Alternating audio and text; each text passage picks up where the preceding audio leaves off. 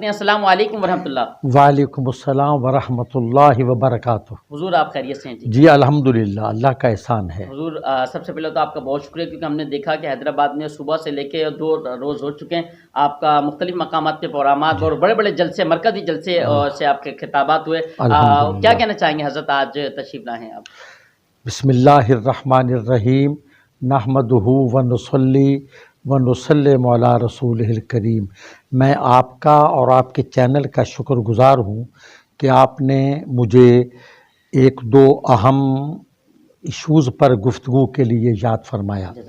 حیدرآباد عروس البلاد ہے اور حضور سیدنا سخی عبدالوہاب جیلانی رحمۃ اللہ علیہ کی نسبت سے یہ روحانی اعتبار سے بھی محترم ہے۔ یہاں کے لوگ بڑے مہمان نواز، دلدار اور محبتوں کے امین ہیں۔ میں یہاں کوئی 40 برس سے آ رہا ہوں، میلاد کانفرنسز میں، 11ویں شریف، آراس، محافل معراج اور اسی طرح دوسری تقریبات میں۔ میں یہ عرض کرنا چاہوں گا کہ رمضان المبارک کی آمد ہے اور یہ نیکیوں کا موسم بہار ہے۔ یہ مہینہ تزکیہ نفس کا بھی ہے، احتساب کا بھی ہے، مواسات، ہمدردی اور غم گساری کا مہینہ بھی ہے۔ اس مہینے کے لیے آقائے دو عالم نور مجسم پیغمبر اعظم صلی اللہ علیہ وآلہ وصحابہ وسلم بڑا اہتمام فرماتے تھے، اور 29 شعبان کو جو آپ نے خطبہ ارشاد فرمایا، اس میں آپ نے اس مہینے کے فضائل و مناقب واضح طور پر بیان فرمائے۔ علماء اس کے فضائل تو بیان کرتے رہتے ہیں، مجھے اس کے 1-2 ایسے پہلوؤں کو اجاگر کرنا ہے۔ یہ ہمدردی کا مہینہ، جیسے میں عرض کر چکا ہوں، آدمی کو بھوکا رہ کر بھوکوں کا احساس ہوتا ہے، اور پیاسا رہ کر پیاس کی شدت اور پیاسوں کی اہمیت کا احساس ہوتا ہے۔ تو یہ روزہ اس اعتبار سے بھی غنیمت ہے، انسانیت کا پیغام ہے کہ روزہ دار کو پتہ چلے کہ بھوک اور پیاس کیا ہوتی ہے، اور دوسری بات یہ ہے کہ وہ اپنے روزہ دار بھائیوں کے ساتھ جو ہمدردی کرے گا، خواہ وہ امیر ہوں خواہ غریب ہوں، اگر وہ روزہ افطار کرائے گا روزہ دار کا، تو اس کے اپنے اجر میں کمی نہیں ہوگی، بلکہ روزہ دار کے برابر اس کو ثواب ملے گا افطار کرانے والے کو۔ سبحان اللہ۔ ایک اپنا ثواب روزے کا، ایک اس کے افطار کا ثواب۔ اچھا، اگر کسی کے پاس یہ استطاعت اور ہمت نہیں ہے تو وہ کھجور سے افطار کرا دے، اس کی بھی استطاعت نہ ہو خدا نہ خواستہ تو پانی کے 2-3 قطروں سے افطار کرا دے، تب بھی اس کو ثواب ملے گا۔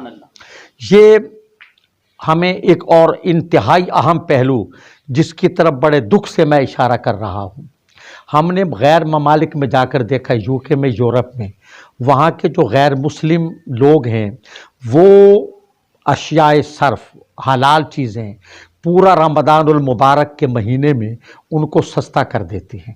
ان کے بڑے بڑے جو سٹورز ہیں وہاں یہ چیزیں انتہائی کم قیمت پر اور تازہ چیزیں فریش استعمال ہونے والی، وہ مسلمانوں کے لیے بھی وہ جناب وہ ان کی طرف سے یہ عام پیکج ہوتا ہے۔